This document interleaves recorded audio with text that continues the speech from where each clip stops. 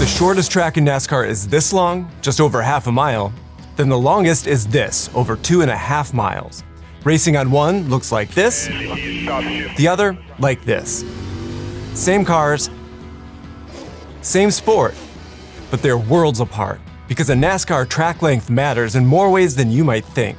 So let's look at Martinsville Speedway and Talladega Superspeedway to see exactly what makes them so challenging to race and thrilling to watch. Hello, I'm Stewart Hicks and I make videos about buildings, and I happen to love cars too. So when NASCAR asked me to talk about tracks, I could not wait. At first glance, Martinsville and Talladega couldn't be more different. Each breeds different kinds of racing, different champions, and different traditions. Martinsville is the shortest and also the oldest. This small but mighty track dates back to the 1940s when a gas station owner, Clay Earls, saw a popular race in North Carolina, found some land in Virginia near a highway and train tracks, and just started clearing. The shape that he made was versatile enough as a dirt track to host stock car racing, horse events, and traveling fair stops. Earls laid the groundwork for what would officially become the National Association for Stock Car Auto Racing a couple of years later. But the roots of this tradition go back to the Prohibition era in the 1920s and 30s, when bootleggers would soup up their cars to outrun police while transporting moonshine through the Appalachian region. After Prohibition ended, these skilled drivers began racing their modified vehicles for sport, leading Bill France Sr. to organize them into NASCAR in 1948. At Martinsville, you can almost feel the rum runners filtering out of the woods straight into the paperclip, and the racing here shows it. I mean, we're not talking about long stretches of highway here. In these hills, you're navigating obstacles and making quick decisions to outrun someone who's close behind. Otherwise, this area is known for its furniture making, a local economy that's shaped track traditions here for decades. Talladega, that came about 20 years later, and by then folks were getting excited about what happens when drivers never have to hit their brakes. They go a lot faster and they put on a much bigger show, for better or for worse. Like Martinsville though, this Alabama location was chosen between cities, but along a highway. And instead of train tracks, here we're on an airport. And instead of simply clearing trees with a bulldozer, each turn of the track was originally visualized with a bomb so that spectators could get a sense of the scale. Fittingly, racing here is less reminiscent of rum running and more akin to the airplanes that used to fly in and out. The cars use the air to draft and wait for just the right moment to slip through and make their move. So no wooden timepieces for the winner at Talladega, just iron statues of Roman gods of fire and forge. All this adds up to one track that revels in creating connection between fans and cars, while at the other, they're happier just catching glimpses of the action, maybe sneaking in a party here and there. That includes everyone watching at home and on their TV. That's because city engineer Charlie Moneypenny, and that is his real name, helped take what worked over in Daytona and make it even bigger. This is a tri-oval design which he developed with NASCAR owner Bill France to cluster the areas with the most action and keep it in view as long as possible. You have pit road and the start and finish line all right there. Then the bank turns keep the cars in view as long as possible, and then the distance straights are mostly there just for maintaining speed more than anything else.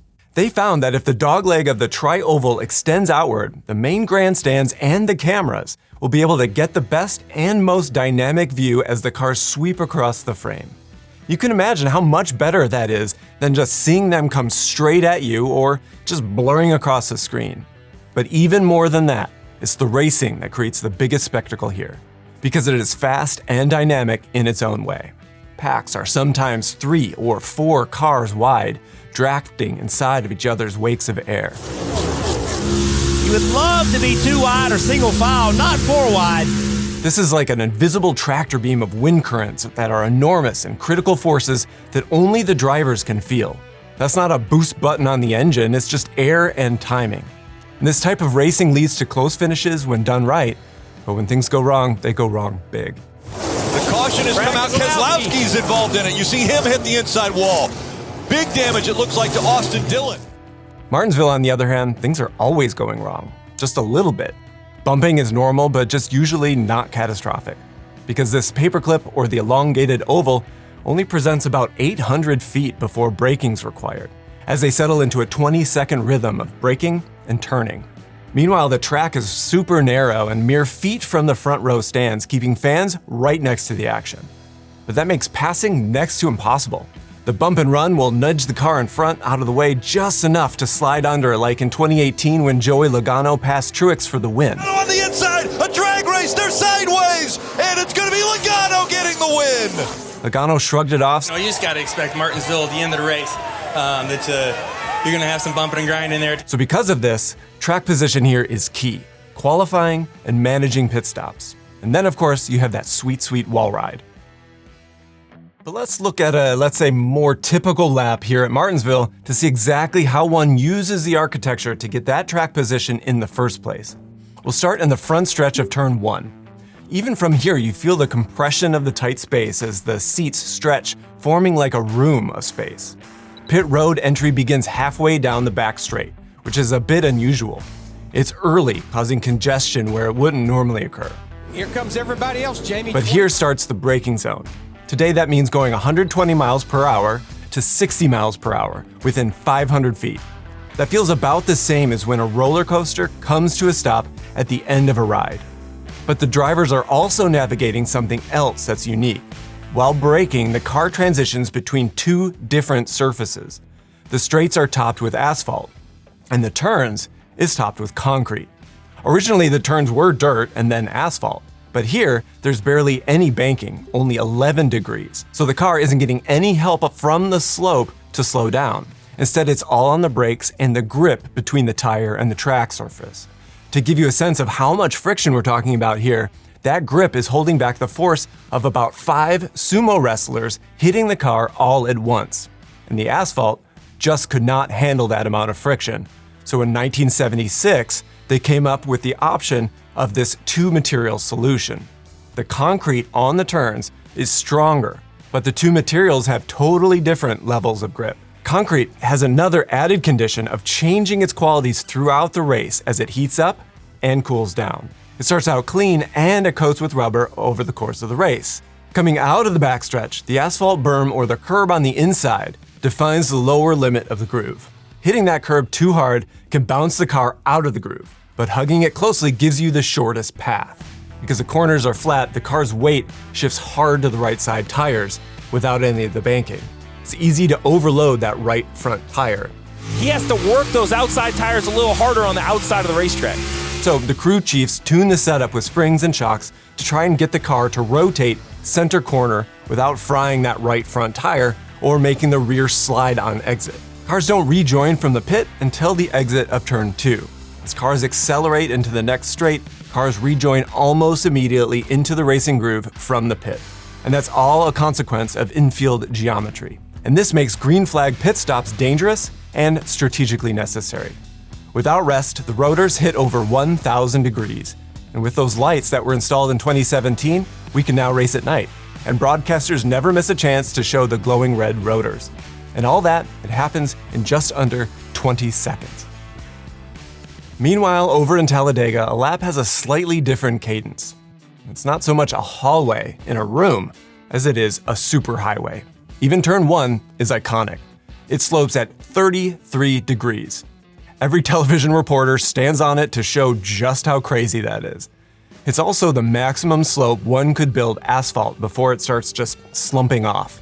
This angle takes all the load of redirecting the car's momentum off of the brakes and puts it onto the springs and the tires. That's why when the track opened, it was virtually unraceable. What do you think of the race? Well, it's a tough race. The cars and the tires at the time just could not handle the forces or the abrasion of the freshly poured material.